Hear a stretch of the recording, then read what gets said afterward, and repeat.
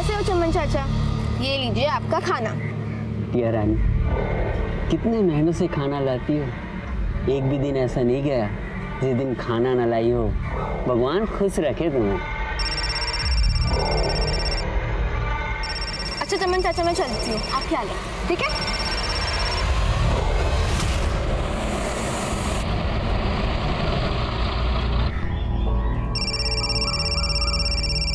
Hello hello, आवाज नहीं आ रहा है।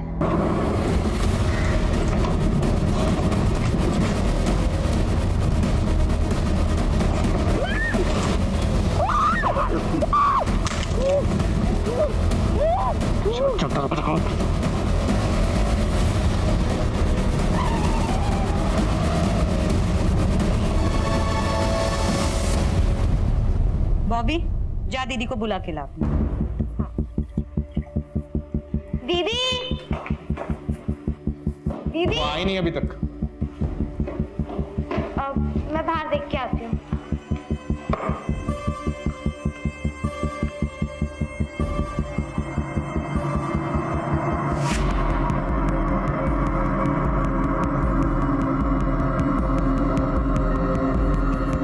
बाहर तो नहीं है। कहाँ गई होगी? मैं फोन करके पूछती हूँ। आप जिस नंबर को डायल कर रही हैं वो इस समय स्विच ऑफ है। फोन तो बंद आ रहा है। यहीं कहीं होगी, मैं जाके देखता हूँ। मैं भी आती हूँ। हाँ चल बेटा।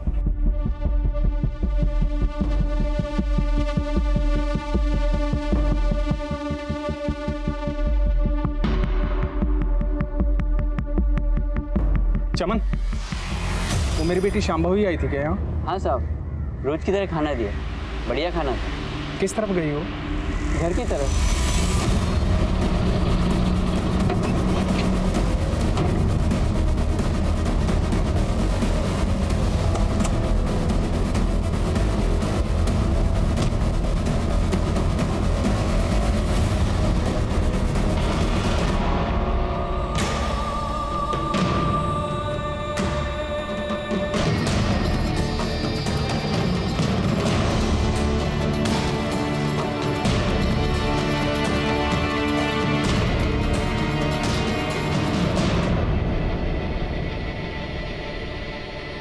मिली शांभवी? बहुत जगह ढूंढा, कहीं नहीं मिली।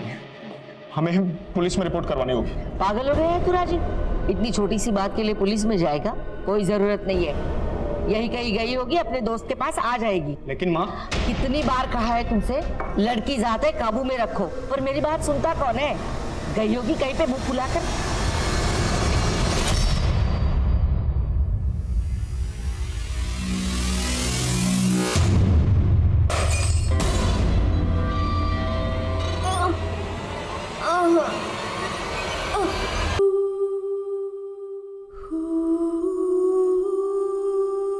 प्लीज आप रोइए मत। आप प्लीज पुलिस के पास जाइए ना। पता नहीं मेरी बच्ची कहाँ होगी, कैसी होगी, किस हाल में होगी। बड़े मजे में होगी तेरी बेटी।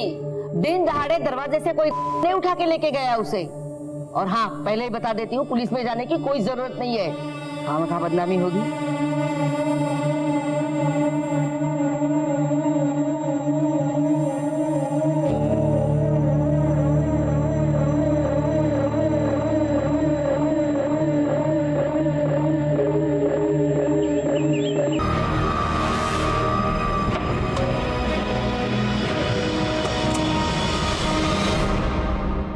जी बोलिए।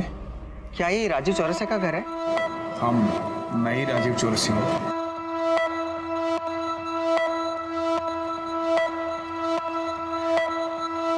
वो थोड़ी देर पहले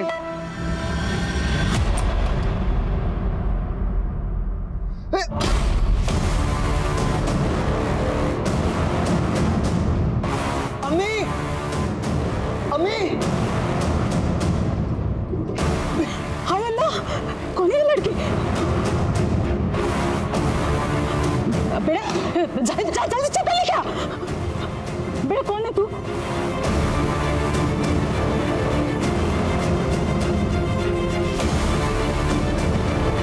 तुम्हारा नाम क्या बेटा? बोल। अम्मी, हाँ हाँ, पकड़ पकड़ उसे।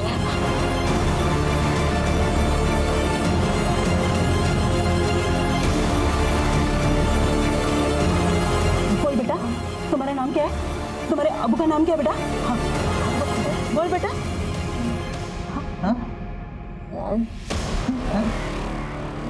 राजीव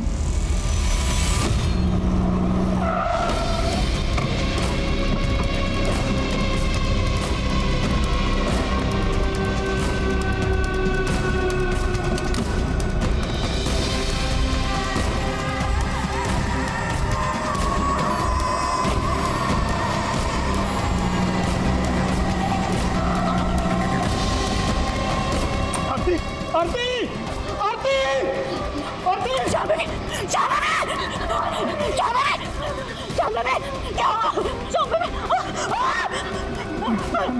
मैं बताता हूँ। कपड़े पहना दो इसे, बेटा कपड़े लेके हमें इसे हॉस्पिटल लेकर जाना पड़ेगा। नहीं, जल्दबाजी मत करो। इसे हॉस्पिटल लेके जाने की कोई जरूरत नहीं है। थोड़ा सा वक्त दे दो, ठीक हो जाएगी। अरे हॉस्पिटल ले गए तो पुलिस केस होगा। फालतू का बखेड़ा नहीं चाहिए। लेकिन माँ, जब देखो तुम सब लोग अपनी मनमानी करते रहते हो। अरे इस लड़की की ये जो हालत है ना, वो तुम्हारी मनमानी का नतीजा है। अगर इस हालत में ये लड़की घर से बाहर गई तो तुम मेरा मरा हुआ मुंह देखोगे। माँ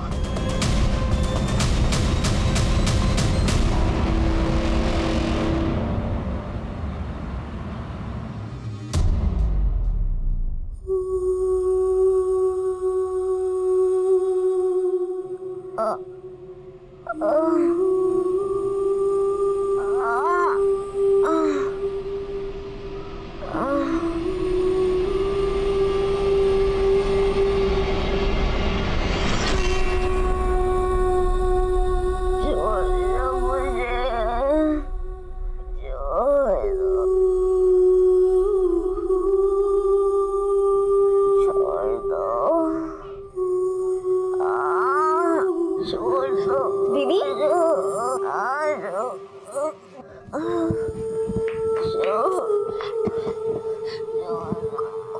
कुछ नहीं हुआ, डरो मत। यहाँ कोई नहीं है, सिर्फ मैं हूँ। हाँ, आप डरो मत।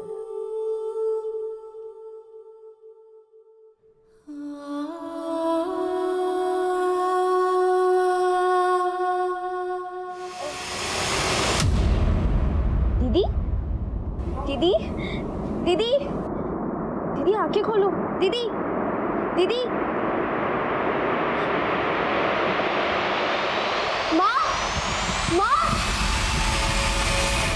माँ, देखो कितना खून बह रहा है, देखो। शांबाजी बेटा।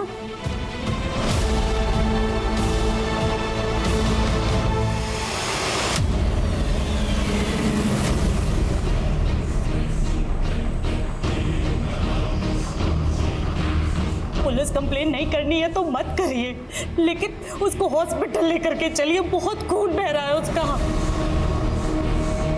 काम करते हैं, वो शांभवी को डॉक्टर श्याम के पास ले चलते हैं।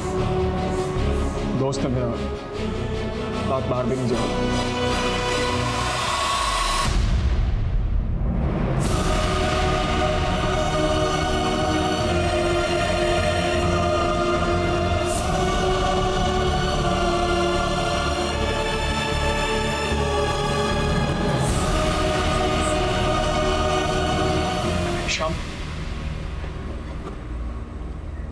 राजीव शांभवी का गैंग रेप हुआ है।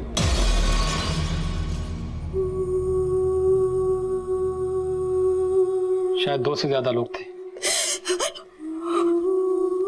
बहुत तड़पाया गया उसे।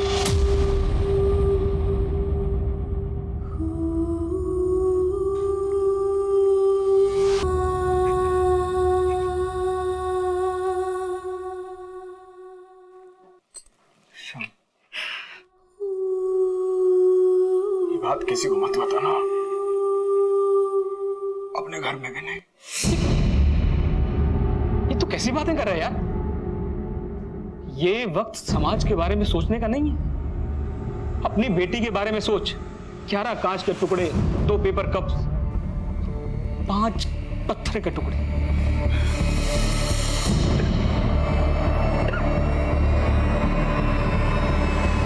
राजीव, तू और मैं अंदाजा भी नहीं लगा सकते कि किस दर्द से गुजरी होगी वो बेचारी।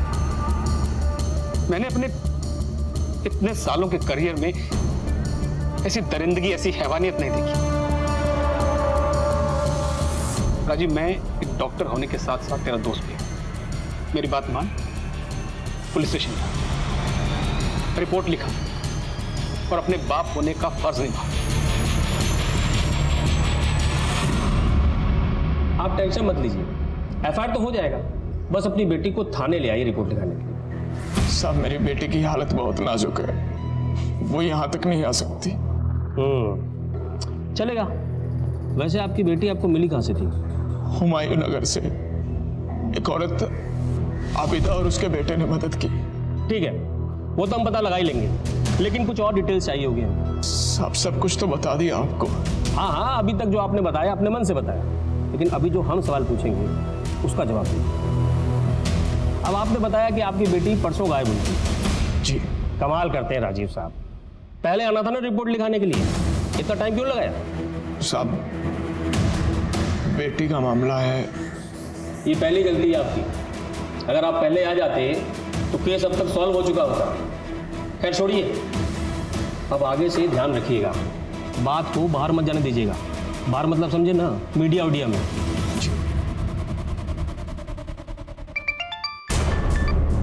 हाँ जी भैया, बोलिए। Anshika, I need you help. बड़ी मुश्किल से शांभवी के परिवार वालों को पुलिस में कंप्लेन करने के लिए मनाया, लेकिन पुलिस शांभवी के बयान का इंतजार कर रही है। वो शांभवी इस हालत में है ही नहीं। इनफैक्ट उसकी हालत तो इतनी नाजुक है। अंशिका, मैं चाहता हूँ कि ये केस खुलकर सामने आए ताकि पुलिस पर प्रेशर बने। भैया आप बिल्कुल फिक्र मत कीजिए, हम आपके और शांभवी के साथ हैं। Thank you Anshika. इटावा में हुए ब्रूटली गैंग रेप को 3 दिन बीत चुके हैं, लेकिन पुलिस प्रशासन अभी तक हाथ पे हाथ धरे बैठी। पुलिस ने अभी तक उस जगह का भी पता नहीं लगाया है जहां पर विक्टिम के साथ ये घिनौना अपराध हुआ। पुलिस के इस निष्क्रियता और दमन के खिलाफ हम आवाज उठाएंगे। मीडिया के दबाव और पुलिस के आक्रोश से पुलिस प्रशासन में खलबली मच गई। इंस्पेक्टर को इस केस से हटा दिया गया और एक स्पेशल इन्वेस्टिगेटिंग टीम का गठन किया गया, जिसकी कमान शहर के एसपी आदिल खान ने खुद संभाला। आदिल खान के लिए चुनौती कड़ी थी।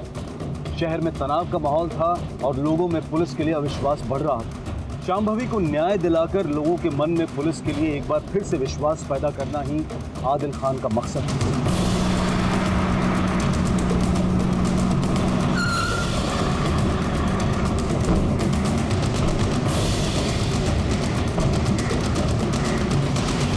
अब क्या बचा है यहाँ? और ज्यादती करना बाकी रह गया था क्या? राजीव जी, मैं यहाँ पर आपके जख्म को रेतने नहीं आया। यकीनन हमारे डिपार्टमेंट से कोई चूक हुई है, उसी को सुधारने आया। आपकी बेटी शांभवी को इंसाफ दिलाने आया। खुद एक बेटी का बाप हूं, इसलिए आपकी तकलीफ को समझ सकता हूं।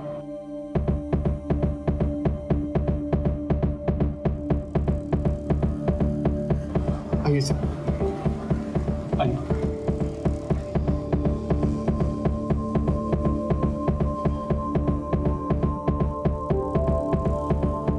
शांभवी बेटा, एसपी साहब आए हैं, तुमसे बात करना चाहते हैं।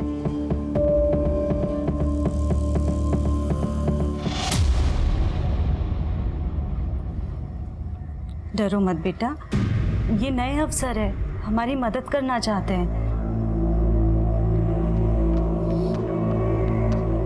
शांभवी बेटा, मुझे पता है तुम्हारे लिए आसान नहीं होगा, लेकिन बेटा उस दिन जो हुआ, क्या वो तुम एक बार फिर से बता सकती हो?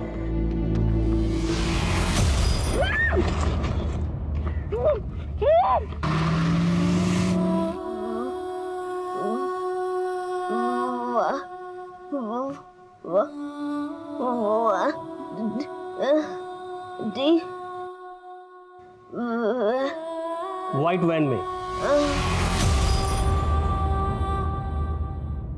शांभवी बेटा, रहने दीजिए, इट्स ओके, मैं बाद में आऊँ।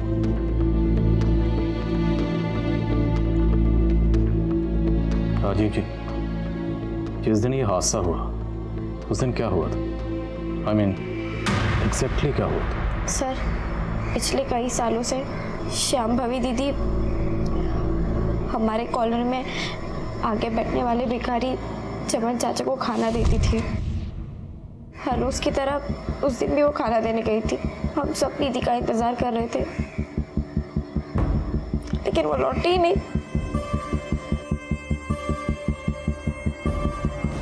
हाँ साहब, वो संभवी बेटी खाना देने तो आई थी। वो किसी से बात कर रही थी फोन में, लेकिन उस दिन के बाद नहीं आई। तूने शांभवी का अपहरण होते हुए देखा था? अपहरण किसने किया साहब? वो ठीक तो है? ज्यादा नौटंकी नहीं समझे, सीधे सीधे बोल। उस दिन तुमने किसी सफेद रंग की गाड़ी को देखा था? गाड़ी तो आई थी साहब, कौन से रंग की थी वो याद नहीं। गाड़ी का नंबर? नहीं साहब। रोज यहीं बैठता? जी साहब। चमन को खाना देने के बाद शंभावी अपने घर की तरफ गई और बीच रास्ते में किडनैप हो गई।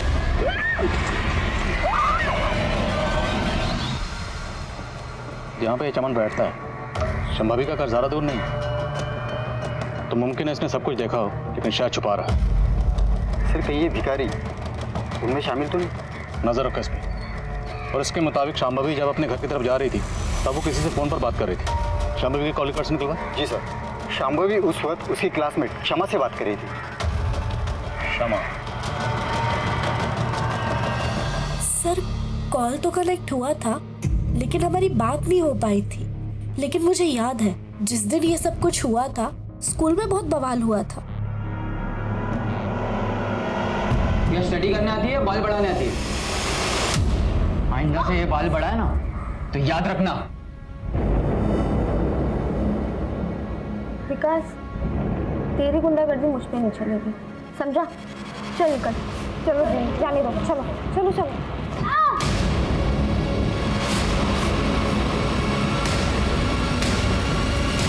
शांभवी ने उसकी कंप्लेंट प्रिंसिपल से कर दी थी और प्रिंसिपल ने 1 वीक के लिए उसे सस्पेंड भी कर दिया था। और फिर विकास ने... तूने मुझे स्कूल से सस्पेंड करवाया ना, नेक्स्ट टाइम तेरे बाल नहीं काटूंगा, तेरी नाक काट लूंगा, ताकि तू किसी को चेहरा दिखाने के लायक नहीं रहेगी। इस बार तो छोड़ दिया तुझे, अगली बार मुझे हाथ भी लगाया ना तो हाथ तोड़ दूंगी तेरा। मेरा तोड़ेगी?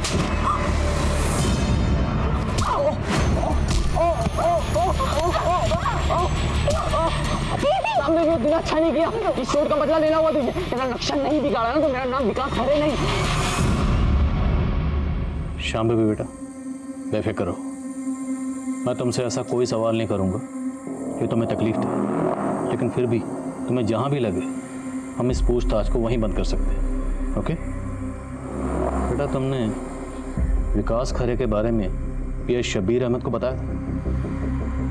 सर, विकास ने धमकी दी थी, लेकिन तब लगा नहीं था कि वो ऐसा भी कुछ कर सकता है। लेकिन कुछ दिन पहले जब उसका मैसेज आया... मैसेज?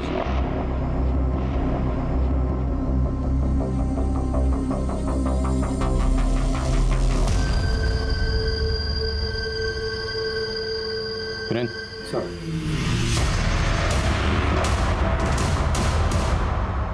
शांभवी बेटा, क्या अब तो मुझे बताओगे कि उस दिन तुम्हारे साथ क्या हुआ था?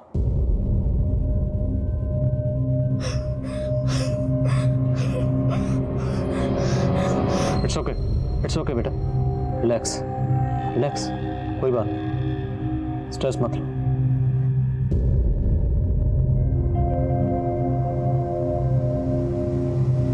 अच्छे लोग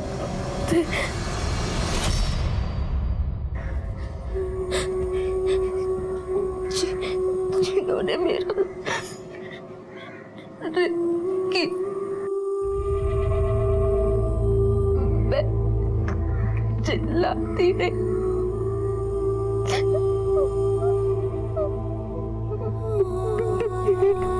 भागती नहीं,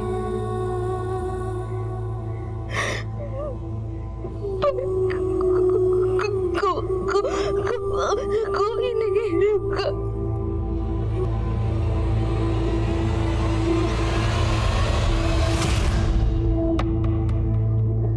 तुम मदद के लिए चिल्लाती रहे, किसी ने तुम्हारी आवाज नहीं सुनी? आए थे, कुछ लोग आवाज सुन के मेरी मदद करने। कौन थे वो लोग?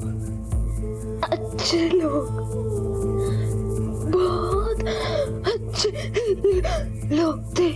मदद करने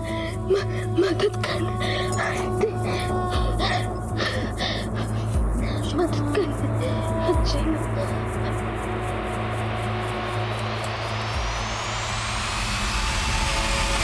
सर शांभवी ने कहा कि बहुत सारे लोगों ने उसकी मदद की, लेकिन आबिदा के घर पे वो अकेले गई थी। अगर बहुत सारे लोगों ने उसकी मदद की थी तो अभी तक सामने क्यों नहीं आए? शायद किसी के दबाव में हो। कोई बात नहीं, एक बार क्राइम सीन का पता चल जाए तो सब के सब मिल जाएंगे।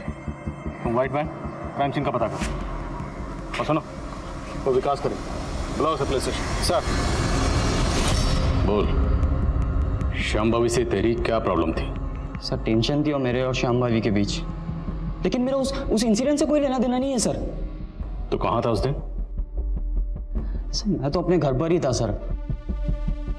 तो मतलब तूने कुछ नहीं किया?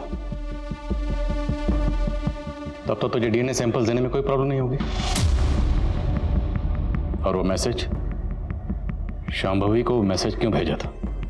वो मैसेज सर सिर्फ मैं मौके का फायदा उठा रहा था सर। मुझे लगा उस वक्त मैं उसे धमका भी सकता हूँ और नीचा भी दिखा सकता हूँ सर। तेरी इस हरकत के लिए ना तेरा नक्शा बिगाड़ सकता हूँ मैं, समझे तुम?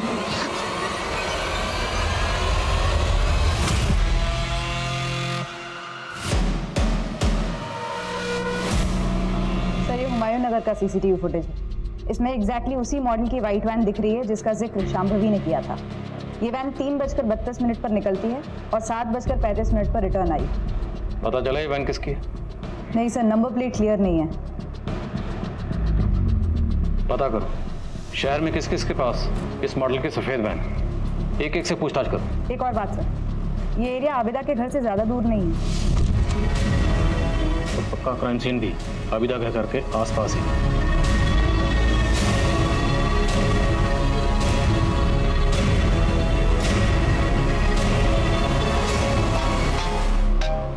इसने किया good.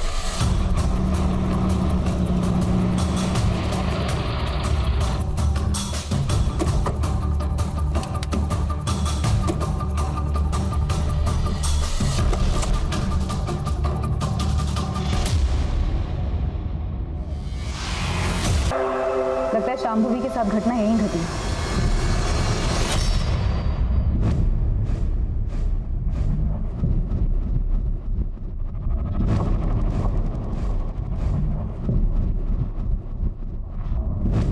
MM Catters,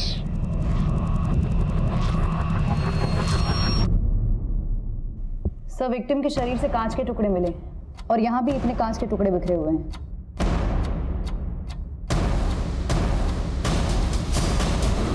sir bottle के बड़े कांच के टुकड़े यहाँ पर हैं।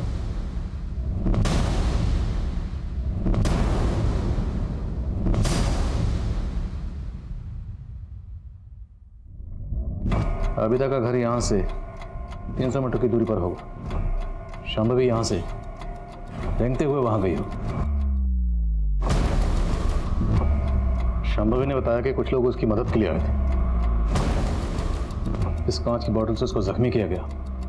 बोतल को पहले वहां तोड़ा गया, फिर उसी कांच से उसे यहाँ लाकर जख्मी किया गया। सब ये देखिए क्या मिला है। गुटका? सर लगता है हड़बड़ाहट में किसी की जेब से गिर गया होगा। ये सारी चीजें एविडेंस के तौर पर सील करो और पता करो ये गुटका आसपास कहाँ मिलता है। सब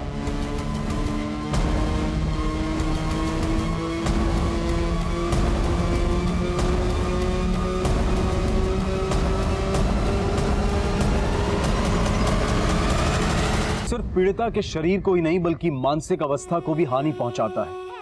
शरीर के घाव तो शायद वक्त के साथ भर जाएं, लेकिन मन पर लगे घाव बहुत तकलीफदेह होते हैं। शांभवी भी इसी मानसिक यातना से जूझ रही थी। वो दर्दनाक हादसा एक सदमे की तरह से उसके दिमाग पर बार बार दस्तक दे रहा था। दूसरी तरफ एसपी आदिल खान और उनकी टीम इस केस की साजिश को समझने की कोशिश में लग गई। सर क्राइम सीन के आसपास के लोगों से बात हुई लेकिन कुछ खास हाथ नहीं लगा। उस दिन वहाँ पर एक शादी थी जहाँ दिन भर डीजे बज रहा था और लोग उसी के फंक्शन में व्यस्त थे। जितने भी लोगों से बात हुई उन्होंने कहा कि डीजे की ऊंची आवाज़ के आगे किसी लड़की के चीखने चिल्लाने की आवाज़ सुनाई नहीं दी। मैम कैटरिंग वालों से बात हुई, इनका विजिटिंग कार्ड मिला था? हाँ सर, उस शादी में केटरिंग उसी की थी। इनफैक्ट वो उस दिन वहाँ मौजूद भी था। वो कह रहा था कि उसने तकरीबन 50 लोगों को अपना विजिटिंग कार्ड दिया होगा। Auto auto auto auto auto uncle, airport चलोगे? पहले घर पे चलना, मुझे सामान उठाना है, फिर एयरपोर्ट चलते हैं। चलो। मुलजिम शांभवी को उठाकर रैंडमली हुमायूं नगर नहीं लेकर गए। वो जानते थे कि शादी वाला एरिया है, इसलिए वो जानबूझकर उसे वहां लेकर गए ताकि शादी के शोरगुल में लड़की की चीखने की चिल्लाने की आवाज़ कोई नहीं सुने। अपने खबरियों को वहाँ एक्टिव करो, उन्हें कहो कि कुछ भी पता चले तो तुरंत इन्फॉर्म करें। सर अपनी खबरियों से एक इम्पोर्टेंट बात पता चली। तूने तो कहा था कि तूने कुछ नहीं देखा, फिर ये फोन? सच बोल रहे हैं साहब, मैंने कुछ नहीं देखा था। मुझे तो ये भी नहीं पता ये बिटिया रानी का फ़ोन है। मुझे पड़ा मिला, उठा लिया साहब। माँ की कसम सच बोल रहे हैं साहब। एक सच और बोल, तेरे पास इतने पैसे कहाँ से आए?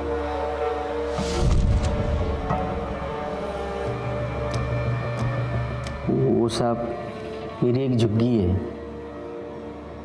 वो किराए पे चढ़ाया है। ये सब पैसा किराए का है साहब। तो ये भीख मांगना तेरी हॉबी है क्या? बस समझ लीजिए साहब, भीख मांगकर खाने की आदत पड़ गई। पुलिस को बेवकूफ समझा तूने? सीधे सीधे बोल, शांभवी के अपहरण से तेरा क्या लेना देना? मेरा कोई लेना देना नहीं है साहब। पिछले कई सालों से वो हर दिन खाना खिलाती है मुझे। आप चाहो तो साहब ये सारे पैसे आप ले लीजिए, मैं खुशी खुशी दे दूंगा साहब। बस आपसे एक विनती है, उसके गुनाहगारों को सजा दिलवा दीजिए साहब, यही विनती है।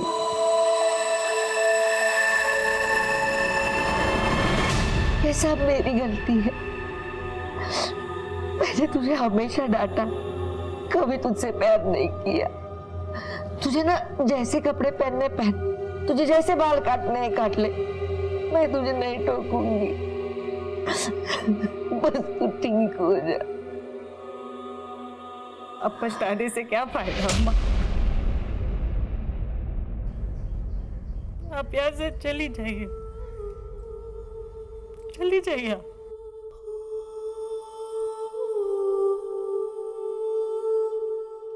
सर डंप डेटा से कुछ भी ठोस हाथ नहीं लगा है। उस एरिया में कई टावर्स होने की वजह से हमें ऐसे बहुत सारे नंबर्स मिले जो उस दिन वहाँ मौजूद थे, लेकिन विकास खरे का फोन उस एरिया में एक्टिव नहीं था। हो सकता है वो अपना फोन घर पे छोड़ के गया। फॉरेंसिक से कोई अपडेट? जी सर, क्राइम सीन से मिले बॉटल के टुकड़े और विक्टिम के बॉडी से मिले कांच के टुकड़े मैच हो गए। फॉरेंसिक ने क्राइम सीन से जो कपड़े उठाए थे उससे भी डीएनए एक्सट्रैक्ट कर लिया है। नेक्स्ट वीक तक ये रिपोर्ट भी आ जाएगी कि विक्टिम की बॉडी से मिले डीएनए और कपड़ों से मिले डीएनए मैच होते हैं या नहीं। अगर हम अपनी तहकीकात का रुख उल्टा कर दें तो? मतलब sir? I mean, other way round. अभी तक हम विक्टिम से बाकी लोगों के डॉट्स जोड़ रहे हैं। अगर हम इसका उल्टा करें, डंप डाटा में जितने भी लोगों के नंबर मिले हैं उनके प्रोफाइल चेक करें, उसमें ये चेक करें कि उनमें से वो लोग कौन हैं जिनका विक्टिम शांभवी से कोई ना कोई कनेक्शन है। चांस लेकर देख सकते हैं सर। एमएम कैटर से कोई अपडेट?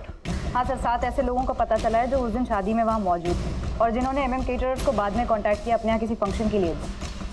नजर रखो, कुछ भी अटपटा लगे उठा लो। सर सर गुटके से कुछ ज़्यादा पता नहीं चला, लेकिन अपने खबरियों ने बताया कि जिस कार का यूज़ रेप केस में हुआ था वैसी ही कार का पता चला है।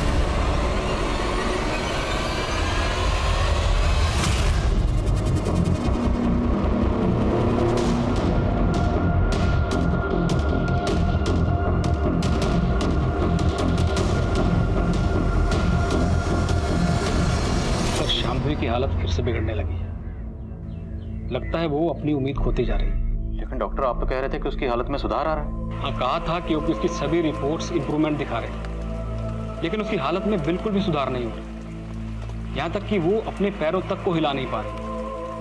मानो वो चाहती नहीं कि वो ठीक हो साइकोलॉजिकली। सर, दवाइयाँ अपना काम कर रही हैं, लेकिन इंसान ठीक होता है अपनी विल पावर से। रेप और ह्यूमिलेशन ने उसके ब्रेन के एक हिस्से को बुरी तरह डैमेज कर दिया, और वो तब तक नहीं भरेगा जब तक वो खुद नहीं चाहे। सर, उस व्हाइट कार की डिटेल्स आरटीओ से आ गई है। वो कार पहले फैज शेख नाम पे रजिस्टर्ड थी, लेकिन फैज अभी दुबई चला गया। क्राइम में जिसकी गाड़ी इस्तेमाल हुई वो हमारे हाथ से निकल गया। सर, और एक बात पता चली, फैज के दुबई जाने के बाद उसी एरिया का और एक आदमी अकरम बेग, उसने भी दुबई के वीज़ा के लिए अप्लाई किया था। सर, खबरियों ने बताया कि 1 महीने पहले तक उसका दुबई जाने का कोई प्लान नहीं था और ना उसके पास पैसे थे। मुझे शक हुआ तो मैंने क्राइम सीन के डम डाटा में उन दोनों का नंबर चेक किया। ये अकरम और फैज दोनों मौजूद थे वहाँ पर? हाँ सर। हाँ, इस अकरम को। सर,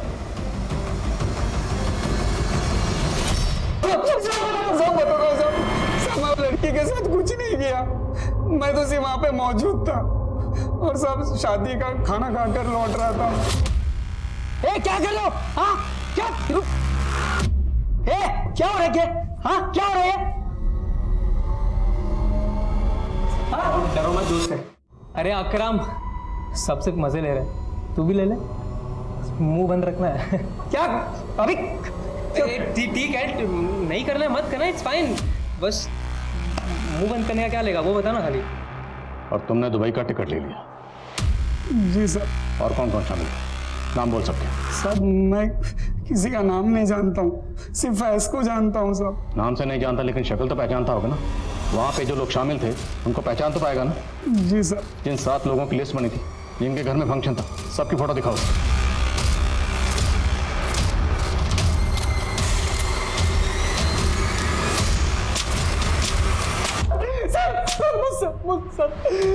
सर, मुझसे बहुत बड़ी गलती हो गई सर। मैं सच बोल रहा हूँ सर। मैं उस लड़की को जानता भी नहीं था सर। मैं अपने फोन से बात करते हुए वहां से जा रहा था, तभी मैंने एक लड़की की चीख अंदर गया तो देखा कि कुछ लोग उसका रेप कर रहे थे।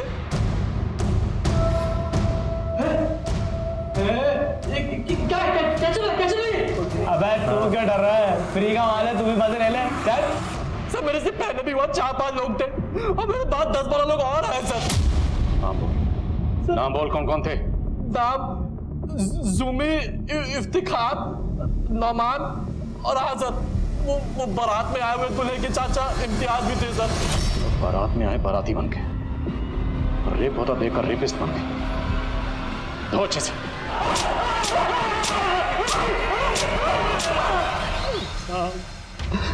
मेरी बीवी को गुजरे हुए 6 साल हो गए साहब। मैं उस दिन फोन पर किसी रिश्तेदार से बात कर रहा था और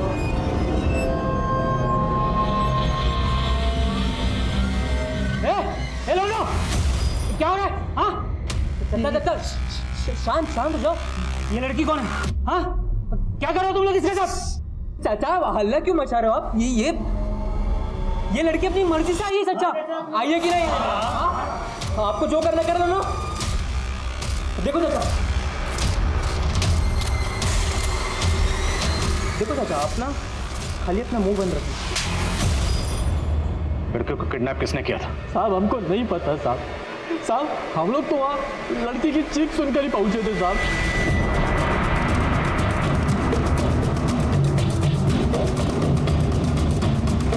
सर, खबरी से एक टीम मिली है। रफीक नाम के आदमी का गैरेज है शांभवी के घर से थोड़ी ही दूर, और फैज रफीक का बहुत अच्छा दोस्त है। और रफीक के गैरेज में 2 लड़के काम करते हैं, नईम और शिवा। फैज की उन दोनों से भी दोस्ती है। उठा लो।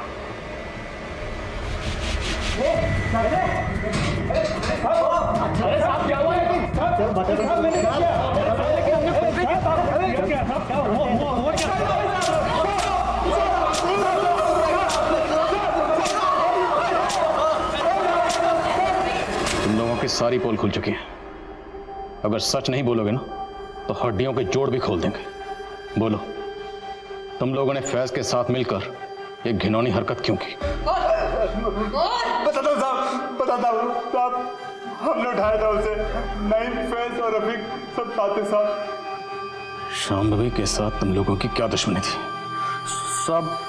बहुत शौक था उस लौंडिया को लौंडा बनने का, बहुत गुरूर था उसको अपनी खूबसूरती पर और दिमाग पर। और रफीक भाई, इन लौंडियों के बाप को कुछ ज्यादा ही चर्बी चढ़ रही है। ऐसा पानी फेरेंगे कि इनके बाप की चर्बी भी पिघल जाएगी। देखो कैसे घूर रही, देखो लगता बताना ही पड़ेगा। हाँ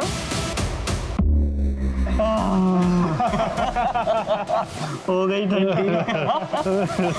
मेरी बात सुनो, घर चलते, जाने दो, छोड़ दो। ना मर्दानगी दिखाने का इतना ही शौक है ना तुझे, तो ऐसी जगह जाके दिखा कि तेरी अम्मी और बहन भी देख सके, समझा? लेकिन उसने लौंडिया पने की सारी हदें पार करती थी। हमारे दोस्त रफीक को हमारी दुकान पे थप्पड़ मार के साथ सबके सामने सरिया बेइज्जती कर दी हमारी। देसी लड़की दिन दहाड़े थप्पड़ मार गई, नामर्द बोल गई, घर का काम काज छोड़ के बाहर घूमती है मर्दों की तरह, और हमें क्या पेल रही है। सबक तो सिखाना पड़ेगा रफीक भाई। सबक तो मैं सिखाऊंगा उस लौंडिया को, पर कैसा सिखाऊं ये समझ में नहीं आ रहा है। बस मेरे पास एक रास्ता है। अपने फैज के पास गाड़ी है ना, और अपने को गाड़ी मिल जाए ना तो अपना काम हो जाएगा। 5-6 महीने तक हमने कुछ नहीं किया था ताकि मामला शांत हो जाए। वो रोज उस भिखारी को खाना देने जाती थी। हम लोगों ने सारा इंतजाम कर लिया था, बस सही वक्त का इंतजार कर रहे थे। और उस दिन तो बॉबी भी उसके साथ नहीं आई थी साहब। हमें वो मौका एकदम सही लगा काम को अंजाम देने का। हमने फौरन फैज को बुला लिया।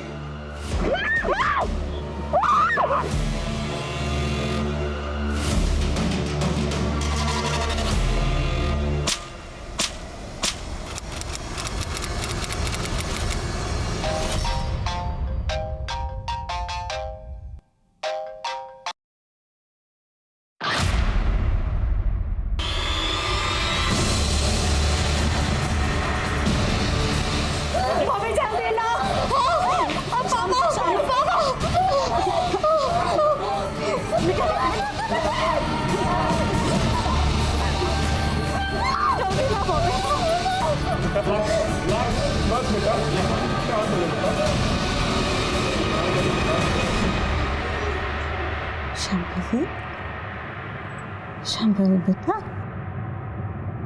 शांभवी, शांभवी। डॉक्टर, डॉक्टर देखिए ना, ये कुछ बोल नहीं रही है। देखिए, देखिए ना इसको क्या हो गया। शांभवी, शांभवी, शांभवी, शांभवी बेटा, शांभवी।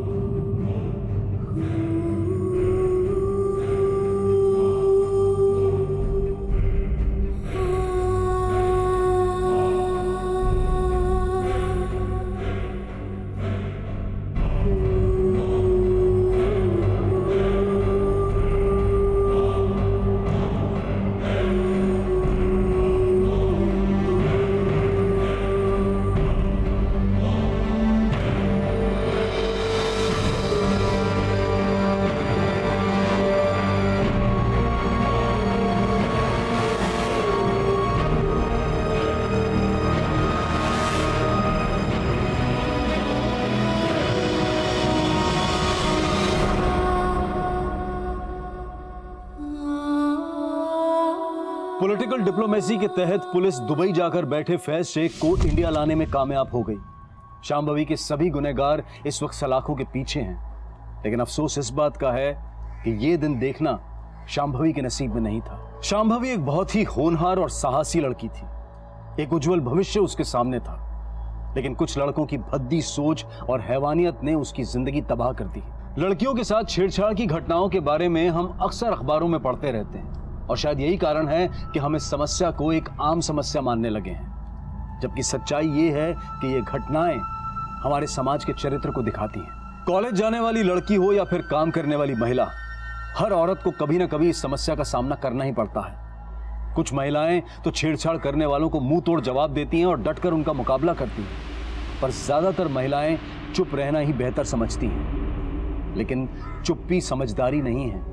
ऐसा करने से इन घटनाओं को और बढ़ावा मिलता है। इस समस्या से निपटने के लिए यह बेहद जरूरी है कि हम ईव टीजिंग के खिलाफ जीरो टॉलरेंस पॉलिसी अपनाएं, और साथ ही साथ छेड़छाड़ करने वालों के खिलाफ पुलिस को भी सख्त रवैया अपनाना होगा। तभी महिलाओं के लिए एक सुरक्षित माहौल बन पाएगा। इसी विचार के साथ अब मैं अनूप सोनी आपसे विदा लेता हूं। फिर मुलाकात होगी क्राइम पेट्रोल सतर्क में एक और नए केस के साथ। तब तक अपना ख्याल रखें, सतर्क रहें, सुरक्षित रहें।